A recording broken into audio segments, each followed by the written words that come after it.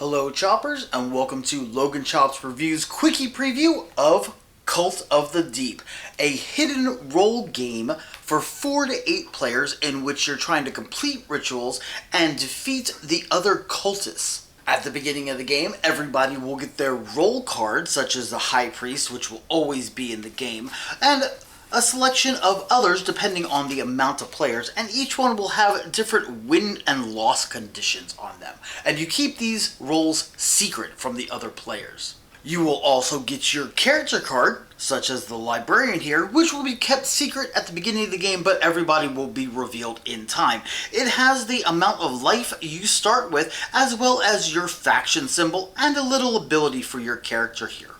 You will also get a sigil card, which has a one-time per game ability on it, and you will also keep these secret on your side of the table. Players will pull out either 3 or 4 of these ritual boards, and depending on the amount of players, and put them on the board with the ritual deck to the left-hand side.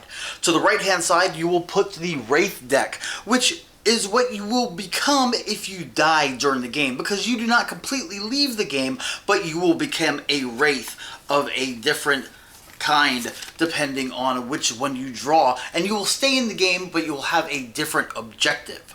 Players will turn out a ritual card per ritual board and place them on there, lining up the sigils with the token tracks. Players will set the tokens on the altar or ritual boards to the amount of players. Here we'll just say we have 5 players. Each one of the tracks is kept track of by these tokens here. You're wanting to move from the amount of players all the way to 0. If you move to 0, then you have completed the ritual on that altar.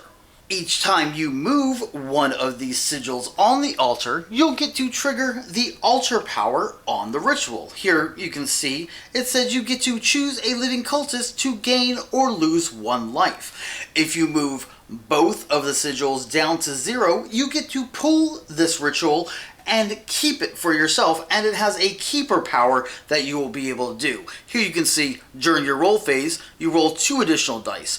During your commit phase, you must discard any 1 of your dice.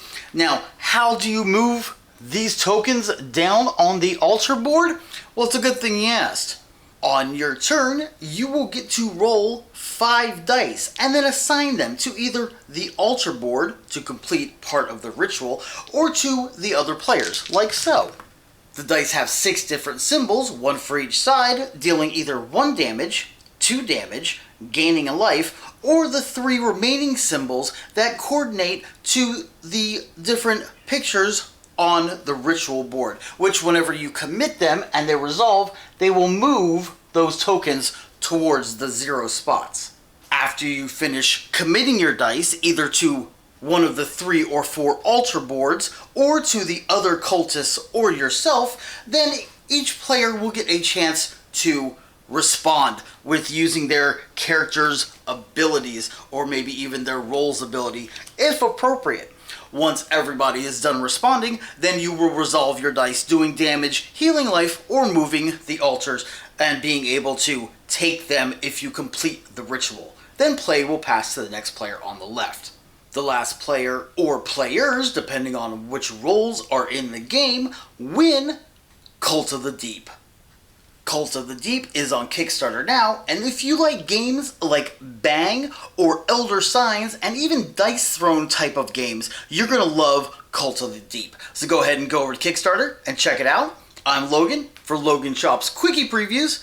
Go ahead and hit that like and go ahead and subscribe if you haven't already to the channel to get more great content like Cult of the Deep. And we'll see you next time. Happy gaming.